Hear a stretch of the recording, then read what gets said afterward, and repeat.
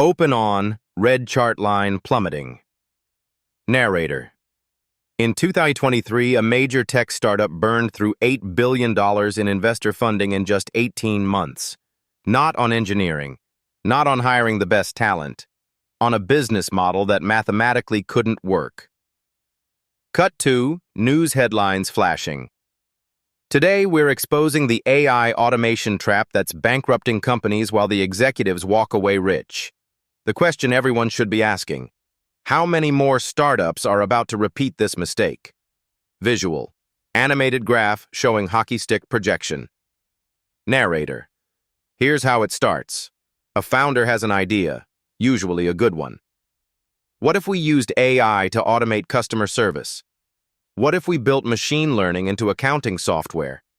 What if we used automation to cut costs by 80%? Sounds revolutionary. Investors think so too. They've seen OpenAI's success. They've watched ChatGPT hit 100 million users in 2 months. The pattern looks repeatable. So they write massive checks.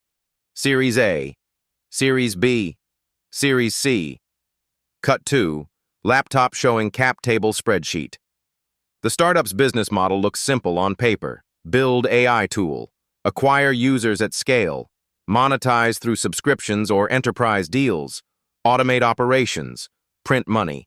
But there's a fatal flaw hiding in the numbers. Visual. Spreadsheet with revenue and cost columns. Narrator. Here's the problem. AI tools are cheap to build. Dirt cheap. Once you've trained a model, duplicating it for 1,000 new customers costs almost nothing. But acquiring those customers, that costs everything. In the SaaS world, customer acquisition cost, we call it CAC, has become brutal. You're competing against $1,000 a month LinkedIn ads. You're competing against other AI startups with unlimited venture capital. You're competing against giants like OpenAI, Google, and Microsoft, who give their tools away for free to build market share. Visual, animated chart showing CAC trending upward. A typical B2B SaaS company needs a 3.1 ratio. That means for every dollar spent acquiring a customer, they need to make $3 in lifetime value. But most AI startups can't hit that ratio. Not yet. Maybe not ever. Why? Because the market is flooded. There's no defensibility. Your AI feature is impressive for 6 months. Then your competitor builds it better, cheaper, or integrates it into a platform everyone already uses. Cut to, news clip of OpenAI announcement. When ChatGPT launched its GPT store with thousands of custom AI apps, most of those startups instantly became worthless. Not because they were bad products, because OpenAI extracted the fundamental value proposition. That's the automation trap. You automate everything except the part that matters, acquiring customers profitably. Visual, office building exterior, venture capital firm logo. Narrator. This is where the story gets darker. Most startup founders aren't stupid. Many of them saw this problem coming. But here's what happens in a venture-backed company. The pressure to grow at all costs is existential. It's literally in your term sheet. Investors don't care about sustainable unit economics. They care about growth metrics, monthly recurring revenue, user counts, eyeballs.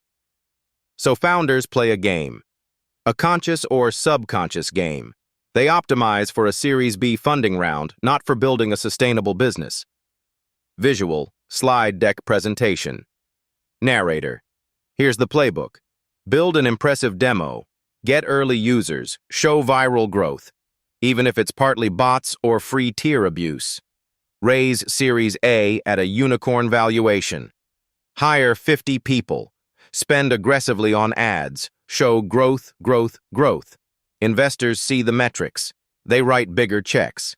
Series B happens.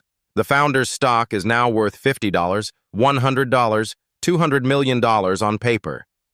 Then you hit the inevitable wall. Your growth curve starts to flatten.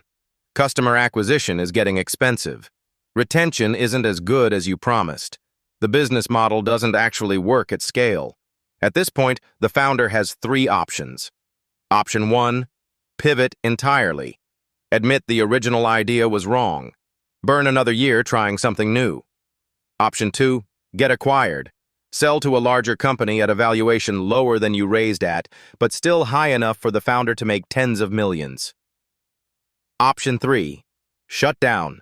File bankruptcy. Investors lose money. Employees lose jobs. Visual, acquisition announcement headline. Narrator, most choose option 2. And here's the dirty secret. The founder's early shares were allocated at different valuations. They often make money even when the acquisition price is lower than the last funding round price. The employees who joined in Series B, they make nothing. The late-stage investors, they lose 50% or more. But the founder exits with a 9-figure personal payout. This is the extraction play. It's not fraud. It's legal. But it's misaligned incentives on an industrial scale, and it's baked into how venture capital works. Visual, successful startup logos. Figma, Canva, Stripe, Anthropic. Narrator, not all AI startups are doomed. Some are building real revenue, real defensibility, and real moats. Here's what separates them. Model 1. Infrastructure for AI companies like Anthropic, Mistral, and others building foundational models have a different playbook. Their defensibility isn't in a consumer feature. It's in the training data, the compute efficiency, and the model weights themselves. If your product is the model, then every company that uses your API generates revenue. You don't acquire customers, you license software to thousands of developers. Anthropic's Claude API is approaching billion-dollar revenue run rate. Why? Because it's infrastructure. Hundreds of companies are embedding it into their own products. Model 2. Enterprise automation with data lock-in. The most valuable AI implementations solve specific, expensive problems for enterprises with real budgets. A company that uses AI to reduce pharmaceutical R&D time by 6 months isn't a nice-to-have. It's worth hundreds of millions of dollars to that company. These are vertical AI solutions. AI for legal discovery, AI for financial auditing, AI for supply chain optimization.